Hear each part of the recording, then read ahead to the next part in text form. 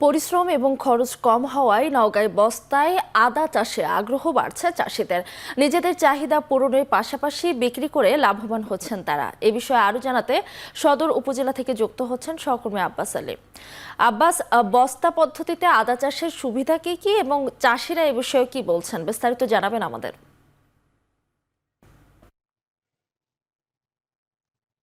মৃত্যু আপনারা জানেন যে আদা একটি মশলা জাতীয় পণ্য, আর এই পণ্যটি মূলত হালকা ছায়াযুক্ত স্থানে ভালো হয়ে থাকে। আমি এখন অবস্থান করছি নওগাঁ সদর উপজেলার কাদোয়া বটতলা গ্রামে। এই গ্রামের কৃষক সোহেল রানা, তিনি তার বাড়ির পাশে আম বাগানের এই ফাঁকা জায়গায় প্রায় 1,000 বস্তায় আদা চাষ করেছেন, যেখানে তার প্রতিটি বস্তায় মাটি, বালি, ছাই এবং সার, বীজ সহ তার খরচ পড়েছে প্রায় 50 টাকায় করে, যা 1,000 বস্তায় খরচ হয়েছে প্রায় 45 থেকে 50,000 টাকা। তিনি কয়েকদিন আগেও একটি বস্তা পরীক্ষামূলকভাবে আদা উত্তোলন করে দেখেছেন যে প্রায় 300 গ্রাম আদা পেয়েছেন। সেই হিসেবে বলা যায় যে প্রায় 1,000 বস্তা থেকে আগামী ডিসেম্বর মাসে যেহেতু উত্তোলন হবে, প্রতিটি বস্তায় প্রায় 1 কেজি থেকে 1 কেজি 200 গ্রাম পর্যন্ত আদা হওয়ার সম্ভাবনা রয়েছে। সেই হিসেবে 1,000 বস্তা থেকে প্রায় 1,000 কেজি হিসেবে প্রায় 1 টন আদা উৎপাদন হবে, যার বাজার মূল্য 200 টাকা হিসেবে পাইকারিতে বিক্রি করতে পারবেন প্রায় 2 লক্ষ টাকা। তার খরচ বাদ দিয়ে প্রায় তার লাভ থাকবে 1.5 লক্ষ টাকা। এই